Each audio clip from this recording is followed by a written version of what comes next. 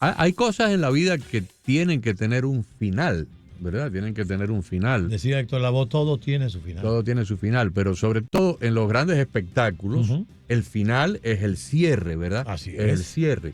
Las Olimpiadas tienen su gran acto de clausura, de sí. final apoteósico.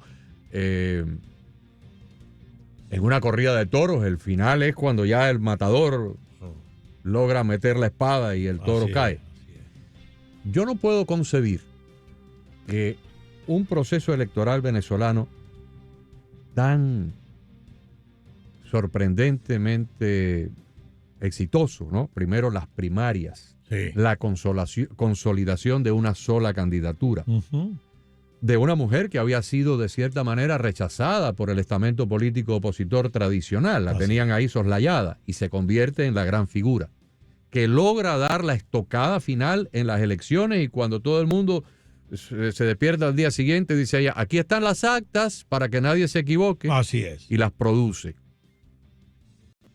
Bueno, yo no puedo imaginar que todo esto se quede sin la gran clausura y que toda esta cosa haya sido simplemente un ejercicio fútil.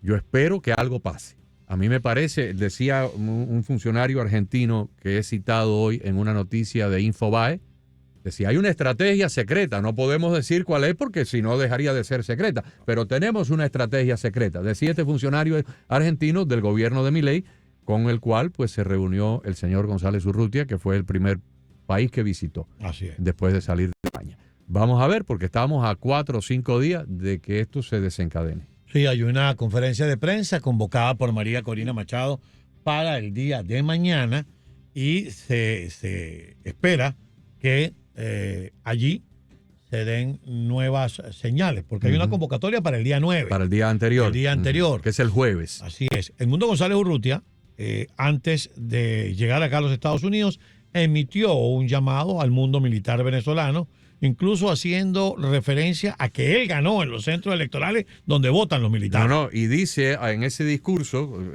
palabras muy interesantes, dice, voy a ser el comandante en jefe de las Fuerzas Armadas y como tal, le exhorto a los militares a que respeten la Constitución de 1999 promulgada por Hugo Chávez. Así es. Que respeten la voluntad del pueblo y que impidan al señor Maduro y al chavismo usurpar el poder a partir del 10 de enero.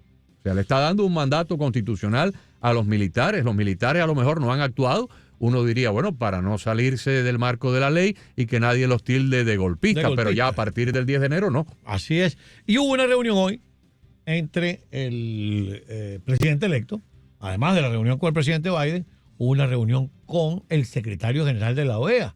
Generalmente cuando alguien se apresura a interrumpir un mandato, la OEA, trátese de quien se trate, inmediatamente cataloga esto de golpismo. Pues yo me imagino que también se conversaron esto. Mira, ¿qué pasa si el día 9, como Maduro ha dicho y tiene unos invitados, que ya vamos a hablar de eso, que se va a juramentar, pues el estamento militar decide evitar este fraude y este golpe de Estado? Bueno, vamos a presentar en este momento a nuestro invitado de la hora. Se trata de Antonio de la Cruz, prestigioso analista político y comentarista venezolano, que ha colaborado con nosotros muchísimas veces en el año anterior y también ha sido invitado del programa de Carlos en las mañanas por TVB. Así es, Antonio de la Cruz, director de Interamerican Trend, ha estado con nosotros en el día de hoy. Estábamos barajando o revisando varios escenarios. Mientras estoy presentando a Antonio, Agustín está viendo una fotografía que nos acaban de hacer llegar del presidente electo de Venezuela. Así es, y está retratado con 3 congresistas. 2 de ellos, ustedes los conocen perfectamente, son María Elvira Salazar y Carlos Jiménez, y aquí del condado de Miami-Dade. Y el otro es Tim Walz. Este señor va a ser el próximo director de seguridad del Consejo de la Casa Blanca. Así es. Esa es una reunión clave. Y del otro lado está el congresista Díaz Balar también, ¿no? A ver, sí, acá está el congresista. Estaba fuera del marco de la foto.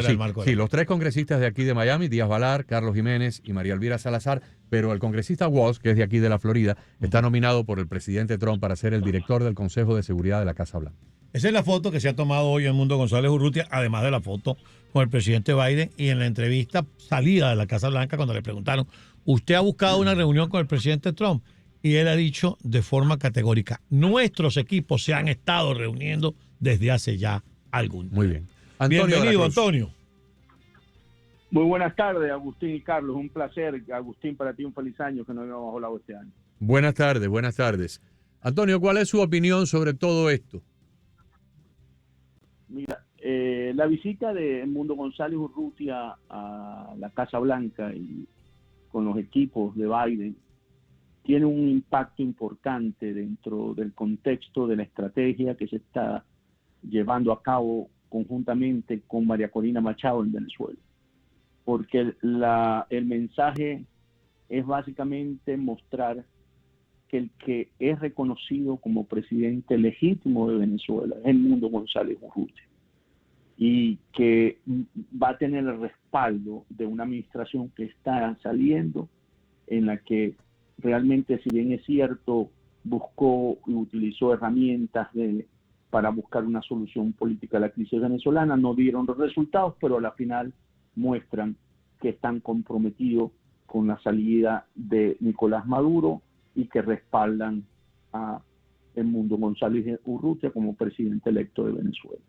Esto es un mensaje para las Fuerzas Armadas venezolanas también, que hoy están llamadas a cumplir con su rol que le manda la Constitución, que es el respeto a la soberanía popular. Yo creo que se están haciendo coordinaciones en términos de internas con el liderazgo de María Corina, donde ya le puso fecha a una salida de la población para reclamar que se respete su voluntad en la decisión que tomó el 28 de julio, y cómo el mundo viene cerrando también ese respaldo internacional que es sumamente importante para llevar a Maduro a una posición en la que siga y vea que no tiene el apoyo para mantenerse en el poder, que si insiste en esa de atrincherarse y no ver una salida política a la crisis, para él los costos de mantenerse en la casona va a ser mucho más alto que la de mantenerse que de la de salir, porque está básicamente cerrando las puertas para una negociación en la que le permita tener una salida en la que pueda sobrevivir en términos políticos el madurismo o lo que represente hoy ese movimiento, porque no están dejando una vía escapatoria para ello. Ahora, Antonio, María Corina Machado está llamando a una concentración. Hacía mucho rato que María Corina no llamaba a la gente a la calle. María Corina ha sido muy prudente y para nada improvisada. Para el día 9, es decir, el día antes. Para el día 9 se espera que el presidente electo esté en República Dominicana, además acompañado por un grupo de expresidentes de la Iniciativa Democrática de España y las Américas, IDEA, como está diciendo Agustín. Aquí hay dos escenarios. Que ellos tengan una negociación que nosotros no conocemos, que le permita la entrada al Edmundo González Urrutia y no haya tal juramentación de Maduro, o que Maduro se atrinchera en la Asamblea Nacional con Jorge Rodríguez y seguramente y lo que se vaya a producir después. A esto le agrego algo que no había pasado cuando tú y yo conversamos esta mañana, y es la respuesta de Vladimir Padrino López, para poner a los oyentes y a Agustín en contexto. Yo le preguntaba a Antonio, mi última pregunta esta mañana fue en televisión. En televisión, yo le preguntaba, ¿acaso será hoy el día en que va a repicar ese teléfono que tiene escondido Padrino López en la gaveta y va a hablar, dígame, Mr. President, y hable con el presidente Biden? Y mire, hermano, déjese de estupideces, que aquí tengo al presidente electo y venga a buscarlo en República Dominicana el día viernes. Pero resulta que eso se desvanece cuando Vladimir Padrino dice hoy que este señor es un delincuente prófugo de la justicia que está haciendo un llamado pírrico. Dicho todo esto, y me disculpa lo extenso del preámbulo, ¿cuáles son los escenarios que tú ves? Fíjate, empecemos con Padrino López para agarrar la parte esa, pues importante. Padrino López, como ministro de la Defensa, se alinea en este momento con la narrativa del régimen. Y recordemos que si este es un régimen que está en los últimos días, el no alinearse es traición y podría ser juzgado en ese sentido. Entonces, lo que hace es básicamente plegarse a una narrativa que está. Pero esto lo va a tener que demostrar precisamente el 9 de enero, cuando ese pueblo que está decidido a llevar y conseguir y cumplir con la cuarta etapa que definió María Corina Machado, que se llama cobrar el triunfo, porque María Corina Machado en ese sentido dice que va a acompañar, ella va a dar la cara conjuntamente con ese pueblo que va a salir el 9. Allí Padrino López va a tener que tomar la decisión si realmente, porque no está en juego todavía, porque no ha llegado el Mundo González a Venezuela para el 9 de enero. Entonces, ¿qué ocurre? Ahí hay una prueba de fuego para Padrino López, si va a ser capaz de dejar que las huestes de Cabello, que se está apoyando en la DGCIN y un grupo leal a él, masacre un pueblo y que las Fuerzas Armadas se haga el loco, se lave las manos y deje que eso ocurra. Porque en ese momento, Padrino López, puede suceder lo que ocurrió en el 2015. En 2015, Diosdado Cabello quería, fueron la elección para la Asamblea Nacional de 2015, que no se cerraran los centros de votación cuando correspondía, sin gente en fila en los centros electorales. Y fue Padrino López quien salió en la televisión con el Estado, el alto mando militar, y dijo, si no hay en este momento gente votando, se cierran los centros. No fue el Consejo Nacional Electoral. Entonces, en ese momento, el hombre y sus circunstancias son distintas, y Padrino sabe que un futuro gobierno con Maduro, que no va a tener muchas posibilidades de sostenerse, porque Maduro, si se juramenta el 10, le va a deber eso a Diosdado Cabello como el hombre que va a estar detrás del poder. Y Padrino sabe, López, que Diosdado Cabello no lo quiere en el Ministerio de la Defensa, y Padrino sabe que en ese juego, ¿verdad?, es suma cero.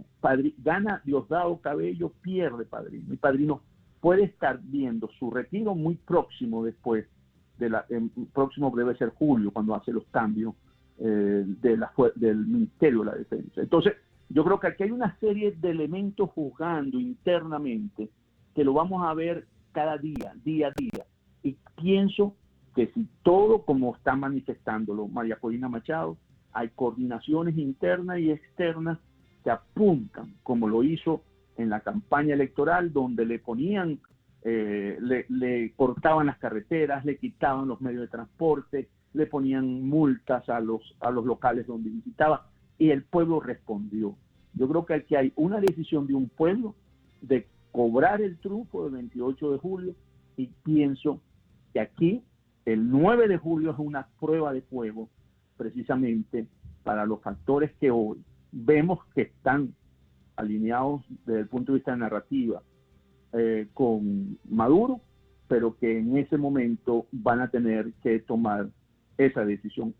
Hundirse con Maduro, ¿okay?, o enterrarse con Maduro no es la mejor opción para ninguno de ellos, porque vemos que cada vez, y como lo dijo Carlos en la introducción, si hablamos un poquito más adelante, los que van a la invitación a su fiesta, ¿verdad?, de Maduro, no tiene ningún nivel. No va a México con representantes altos, no va a Brasil, no va a Colombia, va pura gente de niveles muy bajos. Van, por supuesto, los 4 presidentes que a él lo reconocen en América Latina, que son Cuba, Nicaragua, va Bolivia, ¿verdad? Y no tiene más. Y cuando nos movemos hacia Rusia, manda al embajador, y México manda al embajador que está en Venezuela. O sea, hoy Maduro tiene que estar sintiendo, en términos de legitimidad por las representaciones que están confirmadas, realmente un gran vacío. O sea, si no lee estas señales, realmente Maduro, el 10 de enero, si sigue escuchando a Diosdado Cabello de que lo sostendrá en la presidencia, los costos de él van a ser muy altos, van a ser similares a los Bashar al-Assad saliendo. Le va a tocar es la huida, no le va a tocar una negociación si sigue insistiendo en esta línea donde se ve que no tiene el respaldo ni internacional ni internamente en el país. Vamos a ver, porque hay muchas cosas, muchas aristas que para el análisis. Se pudiera dar una situación así a grandes rasgos parecida a la de Jean-Bertrand Aristide. Aristide fue depuesto por un golpe de estado de Raúl Cedras cuando era presidente de Haití. Edmundo González no es depuesto. Edmundo González gana una elección. Ahí está la primera diferencia. Pero Aristide pasa a una especie de presidente errante hasta que Bill Clinton y la Casa Blanca y el Congreso le dicen: usted es el hombre y a usted es al que vamos a regresar al poder. Si la Casa Blanca, Trump como presidente electo, la Unión Europea, Almagro y la mayoría de los países de la OEA cierran filas a partir del día 9 o del día 10 y dicen: el presidente de Venezuela se llama Edmundo González y el señor que está ahí es un personaje ilegítimo que está rompiendo la ley y está rompiendo la Constitución y hay que sacarlo.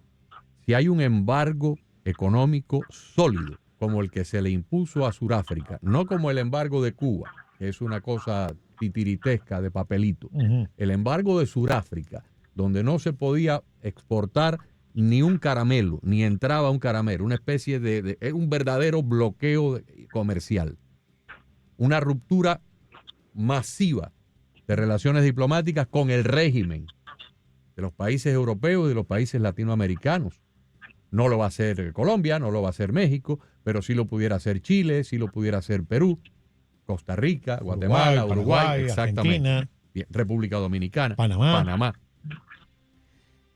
Para forzar, porque aquí no olvidemos lo siguiente: quienes tienen las armas, quienes tienen el control represivo y el control de los tribunales y de las cárceles y de los torturadores, es el régimen.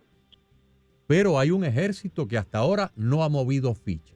Por conveniencia, esa gente, exceptuando o sacando de la ecuación los 20 o 30 generales que pudieran estar implicados en cuestiones de narcotráfico y de corrupción y que se han enriquecido y demás, yo me imagino que tienen que haber muchos coroneles, capitanes, sargentos, tenientes, que nada tienen que ver con esto y que están ahí porque, bueno, son militares, no les queda más remedio. Si se insubordinan, le hacen una corte marcial y los meten presos. De hecho, tengo entendido que hay muchos militares presos.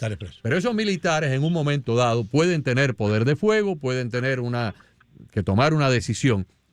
Y tanto para Maduro como para el binomio de Edmundo y María Corina, la soga se acaba el día 10.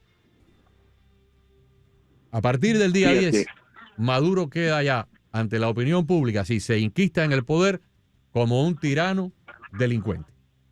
Y a partir del día 10, Edmundo pasará o a ser el presidente verdadero de Venezuela o a ser una figura itinerante, como en su momento hubo reyes que fueron expulsados de ciertos países de Europa y seguían siendo los reyes de España o los reyes de Bélgica, pero en el exilio. Esto no pare más.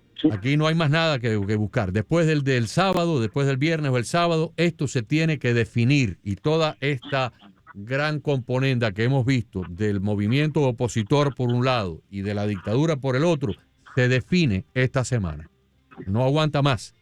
Yo quiero pensar que todo este movimiento internacional del mundo, viajando por diferentes países, María Corina convocando a una marcha, es porque ellos tienen algún tipo de amarre secreto con algunos militares que en un momento dado puedan amotinarse y puedan sublevarse en Venezuela. Ahora, tenemos que estar preparados y la comunidad venezolana, tanto allá como afuera, tiene que estar preparada de que va a haber si eso es así, va a haber derramamiento de sangre. ¿Ok? Va a haber derramamiento de sangre de civiles y si hay militares a ambos lados con poder de fuego, pudiéramos terminar con una situación parecida a la de Ceausescu en Rumanía, a ver por dónde sale el sol. Yo confiaría en que son más los que van a respaldar la democracia al pueblo y al mundo que los que van a respaldar la ignominia, la corrupción y a la tiranía. Pero esto no es, o sea, pensar de que esta gente van a entregar ese día la llave del palacio y se van a marchar a hacer oposición cívica tranquila, es creer en Blancanieves y los pececitos de colores y los 7 enanitos, porque esta gente se está jugando, no se está jugando la cárcel, se está jugando la vida. Agustín, fíjate, el análisis es muy completo, como dices tú, y tendríamos que empezar a poner elementos en ese escenario que pintaste, ¿no? Veamos con este escenario. 9 de enero. Sale el pueblo venezolano a reclamar que el 10, el cobrar el triunfo, por lo tanto, una gran concentración. Perdóname, nada más que un acápite ahí, eso es muy importante. El pueblo tiene que jugar un papel preponderante. Sin el pueblo, esto no va a ningún lado. Pero el pueblo no puede salir como las marchas que convocaba Capriles y los demás, de 4 horas, 3 horas, vamos a salir una marcha, cacerola, y a las 9 de la noche todo el mundo para la casa a ver la novela de la televisión. No, no, no. El pueblo tiene que salir como salieron los ucranianos cuando estaba aquel presidente que estaba allí en Ucrania, que era una especie de dictador, y la gente se tiró para la calle y tomaron la plaza del Maidán. Esto es mucho antes de Zelensky, mucho antes de la guerra. Y tomaron la plaza del Maidán, hicieron reventar al gobierno y el tipo un día se montó en un avión y se huyó para Rusia. Eso es lo que tiene que ocurrir en Venezuela. Esas marchas de 3 o 4 horas y luego todo el mundo se acabó, calabaza, todo el mundo para su casa. Con eso no vamos a ningún lado. Adelante, Antonio, perdona la interrupción. Por eso. Entonces yo te iba a decir, recordemos ahí la consigna de María Corina, hasta el final. O sea, ella está definiendo la fecha que va hasta el final, ya ahí. Ya le puso fecha. Ya le dijo, el 9 es hasta el final. Entonces, veamos quiénes son los componentes. Tenemos a un Diosdado Cabello que cree que a través de la represión va a lograr contener esa voluntad del pueblo, ¿verdad? Que está decidido y lo podemos ver por la votación, si queremos tener un dato duro, que votó mayoritariamente por Edmundo González Urrutia. Entonces, que escurra lo que tú dijiste, el derramamiento de sangre, que ellos salgan y reprimen y crean por el asesoramiento cubano, que eso va a calmar, ¿verdad?, a que los otros tengan miedo. Pero María Corina dijo, yo voy a acompañar esta marcha. Ahí más bien los riesgos lo está asumiendo la líder de la manifestación ahorita de las fuerzas democráticas venezolanas, porque ella va a estar ahí en esa marcha. Eso no lo dudemos, de que ella va a estar en el frente de eso. Entonces veamos la comunidad internacional que está convencida que Maduro no ganó la elección, ¿verdad? Estoy hablando hasta de Brasil y de Colombia, que vean actos de masacre de un pueblo que no está armado. Entonces pongamos ahí, por eso yo puse ahí a Padrino López, porque que Padrino López vean que al pueblo, por una decisión de un grupo que quiere sostenerse en el poder, que no es la mayoría, quiere mantenerse, tendrá las grandes, la que te conté, de aceptar que al pueblo venezolano lo masacre y que quede condenado de una vez ya por la historia y por la comunidad internacional también Padrino López. No lo veo, porque los que conocen a Padrino López siempre ha actuado de acuerdo a cómo va la corriente, y la corriente hoy suma hacia el lado de la soberanía del pueblo. Entonces, ¿qué puede hacer Diosdado en ese momento? A mí me dijeron esta mañana, no, pero es que yo le dije, mire, alguien más radical que el gobernador del Táchira, ¿verdad? Cuando María Corina fue al Táchira, él tenía la instrucción de que María no podía llegar a San Cristóbal. Y él hizo todo lo posible e imposible por no dejarla llegar. Recordemos que fue donde se cortaron más carreteras y donde pusieron más dificultad. Y ese pueblo superó todo eso y llegó, y hubo la gran concentración en San Cristóbal, ¿verdad? Bernal, que es un hombre que tiene alianza con el Ejército de Liberación Nacional de Colombia. Entonces, cuando tú ves todos estos componentes y tú dices, esto es un pueblo que ha superado etapas, y María Corina, en la que confían y creen, porque es la que saben que es la líder y que es la que ha llevado y conducido esta lucha por la libertad y la democracia, ellos van a salir. No tengo la menor duda que ese pueblo va a salir a nivel nacional. Además, estas coordinaciones están hechas a nivel nacional. Recordemos que ella usó un término así como los comanditos para rescatar las cartas. El 28 de julio ella usó lo que se llamó el enjambre, y por eso, en forma de enjambre, ¿verdad?, es donde ella está hoy actuando para consolidar esta victoria el 10 de enero. Entonces, yo lo que creo que vienen escenarios muy difíciles, porque como lo dijiste, Agustín, Maduro no se va a ir de una manera que ni porque Diosdado Cabello le dice, así como Jorge lo convenció de que iban a ganar las elecciones, Jorge Rodríguez, que ratificaron en la Asamblea Nacional, que le dijo, yo te aseguro que vamos a ganar las elecciones, y a la final no lo pudieron demostrar. Hoy Diosdado Cabello es esa persona y dice, yo te aseguro que te puedo sostener en el poder a través del terrorismo de Estado, de la violencia y de la represión. Pero yo creo que lo que va a haber es una confrontación. Y poniendo el extremo, como lo pusiste, ahí puede haber una confrontación entre facciones militares que no van a aceptar en ese momento la masacre de un pueblo frente a un proyecto de una corporación criminal. Y creo que allí es básicamente donde podríamos especular que está confluyendo estos momentos. Yo creo que estamos llegando, como dijiste, al llegadero. Antonio. O sea, el 10 se define en Venezuela si es libre o se mantiene Maduro y con una debilidad muy fuerte. A eso último que acaba de decir, le voy a agregar que incluso juramentándose Maduro, Venezuela no vuelve a ser el mismo país. Es decir, si Maduro se juramenta el 10 de enero, particularmente yo no veo a un país que se quedó tranquilo, Maduro se juramentó o perdimos una vez más y Maduro se queda hasta el 2000 siempre. Pero te interrumpía porque te quiero comentar un tuit de la colega Ibellice Pacheco. Dice, la verdad confirmada es que no pasan de 12 los funcionarios del entorno que son leales a Maduro. Y si la cosa se pone chiquita, algunos se le pueden voltear, es decir, serían menos de 12. Y la crisis real del régimen es que ni siquiera Paulino López está seguro de poder controlar los militares. Y esto es tan cierto que voy a lo que dijo Edmundo González, a lo que hemos dicho siempre.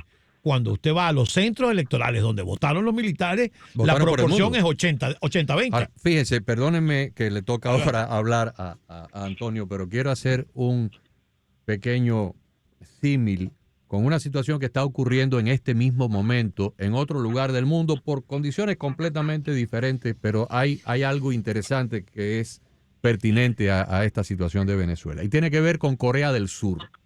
Y hago el preámbulo para los oyentes que estaban en la fiesta navideña y no se enteraron lo que pasó en Corea del Sur. En Corea del Sur, por cuestiones económicas allí, de situaciones internas, hubo una gran protesta unos días antes de la Nochebuena. Protestas de jóvenes que salieron a la calle a quemar y a vandalizar y demás. Y el presidente de Corea del Sur, que es un presidente perfectamente elegido, legítimamente constitucional, cometió el error de decretar la ley marcial. Ordena a su ministro del Interior decretar la ley marcial para reprimir al pueblo y la asamblea, o sea, lo que sería aquí el Congreso nuestro, disgustados por esa ley marcial, le hacen lo que sería un revocatorio y logran destituirlo de su cargo y colocan a otro primer ministro en su lugar. Posteriormente, la Fiscalía General ordena el arresto del presidente depuesto por el Congreso y no lo han podido arrestar porque a pesar de que ya no es presidente, tiene un 50% del pueblo a su favor, que fueron la gente que lo eligieron en primera instancia, y cada vez que la policía lo va a tratar de arrestar, está en su casa, lo está en la clandestinidad, está en su casa, tiene afuera miles de coreanos defendiéndolo, sin armas, pero simplemente haciendo como una especie de cerco multitudinario alrededor de la casa, y cuando la policía va, se tienen que ir, porque hay 100 ciudadanos por cada agente de la ley.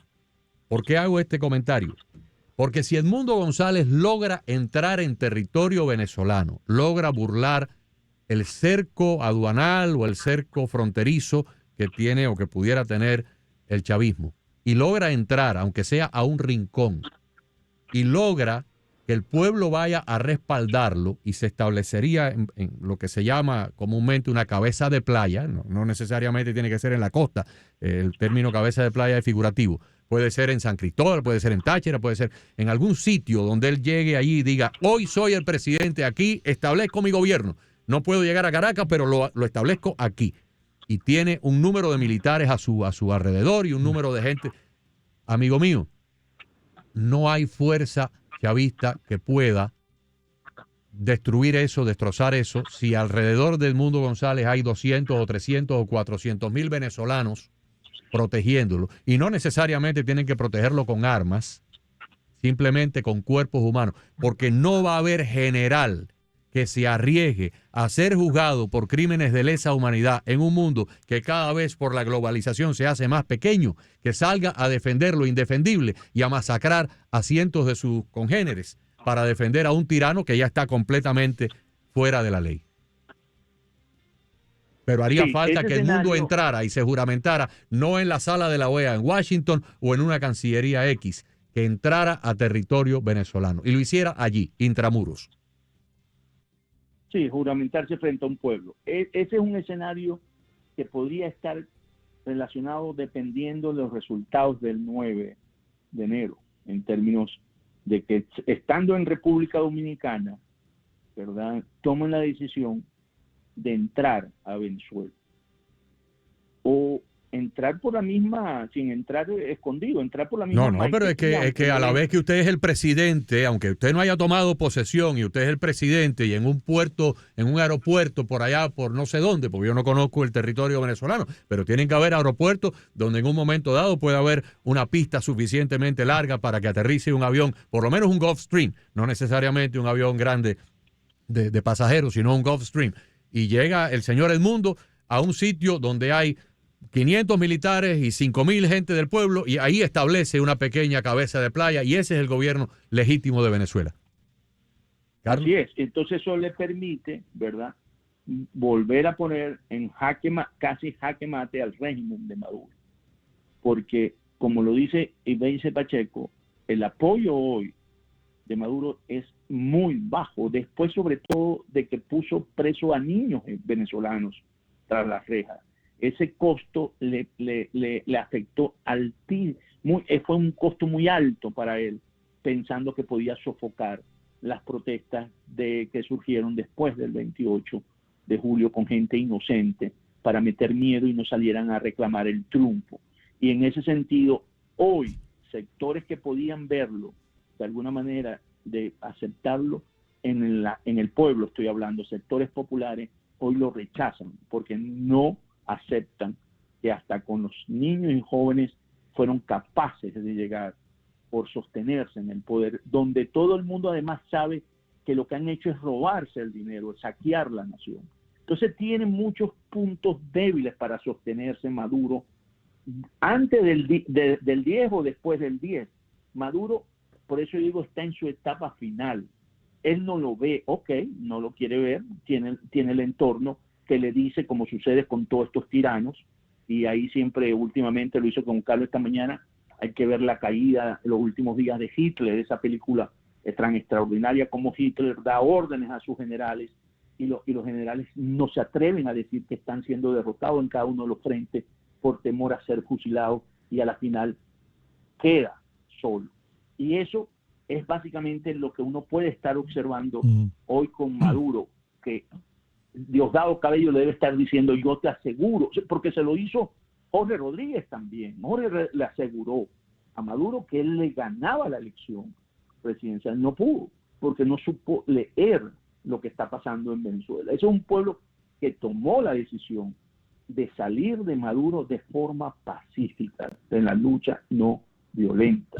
Antonio, y así ha venido construyendo este camino. Yo voy a especular un poco por los recuerdos que tengo de algunas conversaciones con militares que han criticado a la dirigencia de oposición antes de María Corina Machado.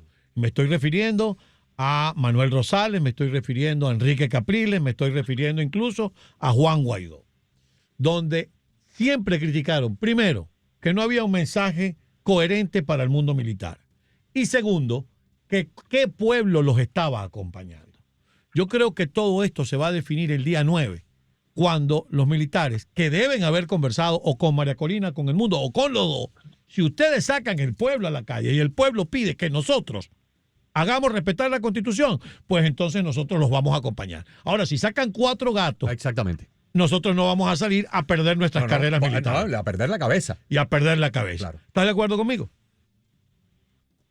Totalmente, no, Carlos, yo creo que esto es lo que nos está llevando, todas las señales que están ocurriendo y todas las coordinaciones que se están haciendo están conduciendo a esto que estamos conversando.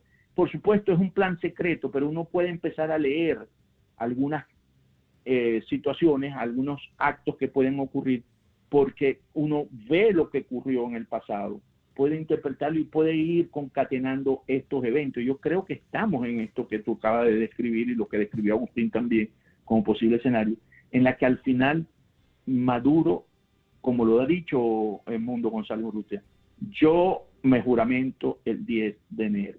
O sea, yo creo que esto es un hecho y cómo se está moviendo todo va a cristalizar en que Edmundo González, de alguna manera, el 10 de enero se juramenta. Los elementos están sobre la mesa.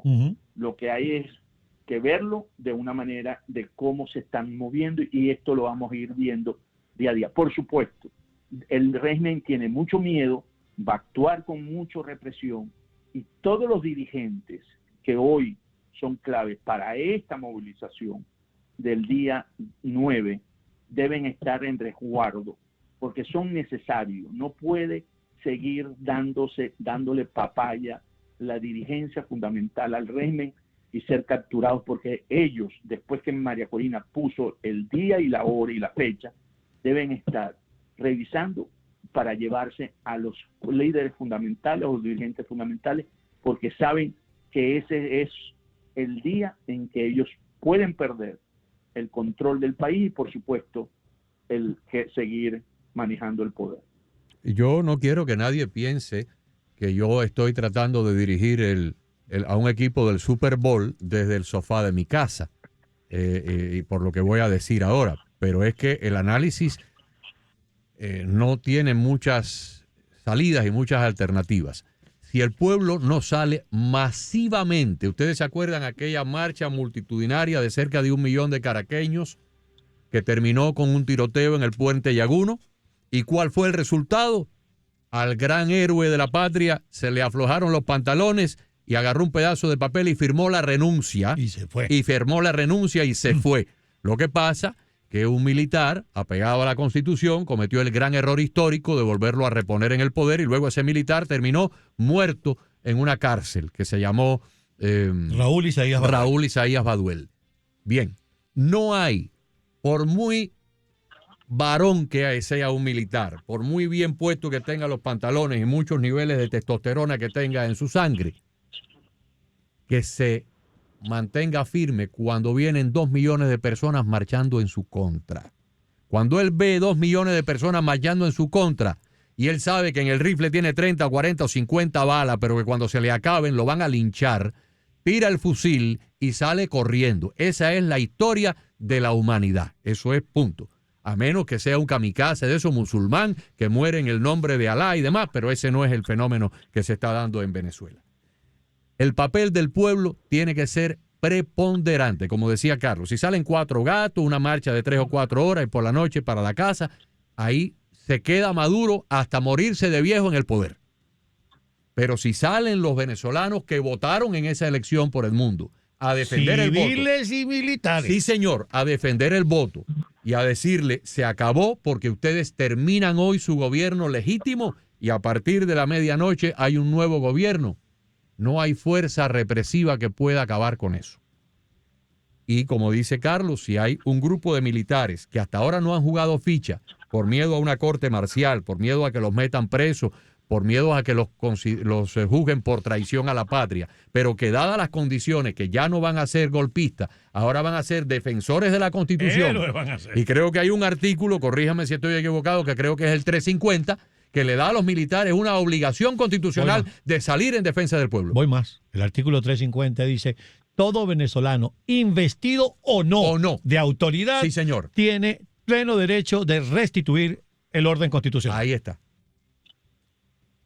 Antonio, te damos la última palabra.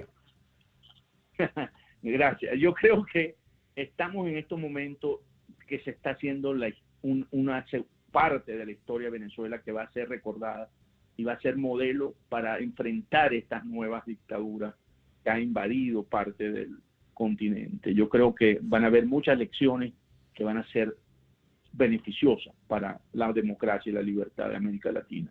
Y creo que estamos ahí. Yo pienso que el Maduro ya es pasado. ¿Okay? Ya lo que ellos llamaron la Quinta República es pasado. Estamos en los albores, si la queremos llamar por seguirla en esta continuidad, Sexta República o una nueva república, estamos en los albores de una nueva república.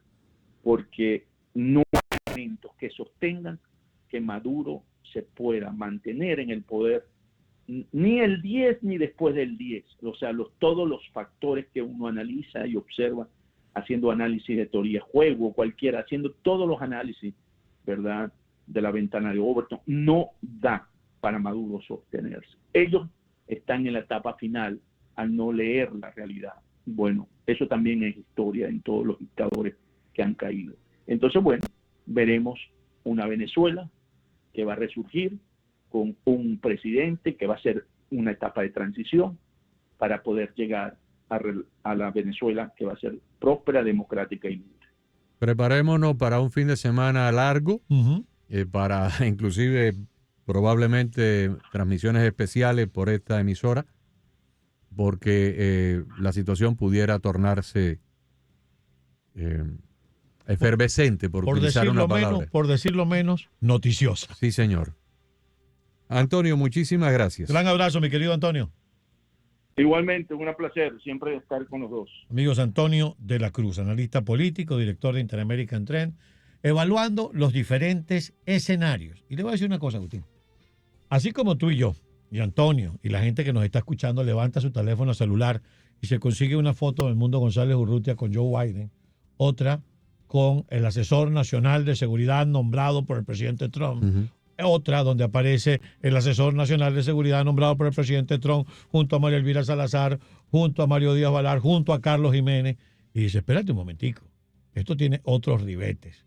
Y cuando revisa la lista de bates quebrados que van a ir a acompañar a Nicolás Maduro en la supuesta toma de posesión del día 10 de enero, yo creo que la gente que está viendo en sus teléfonos, y estoy hablando de la gente vestida de uniforme en Venezuela, saben cuál es la realidad. Además, yo te puedo decir que la foto con los tres congresistas de aquí de la Florida, del sur de Florida, Jiménez, Díaz Valar y María Elvira Salazar, no tiene relevancia. O sea, no quiero decir que estos congresistas no tengan una importancia, ¿no? Pero bueno, son tres congresistas que se reunirían y se fotografiarían con cualquier dignatario de buena voluntad que viniera acá.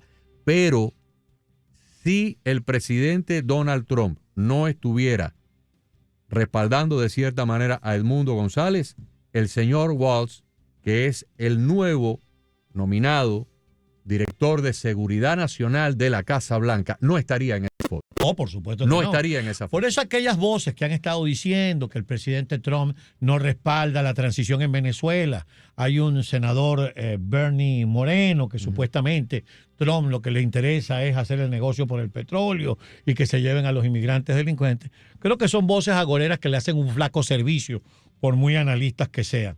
Yo creo que esto que tú acabas de decir es medularmente importante. Este señor, que es el nuevo asesor de seguridad o el nuevo director de seguridad nacional de la Casa Blanca, nombrado por el presidente Trump, antes de tomarte esa foto, por supuesto que no lo hace si no tiene la autorización de su presidente. Porque ya la foto en sí es una foto de respaldo y es una foto que carga el peso de la nueva presidencia. Y lo había dicho el propio presidente Edmundo González.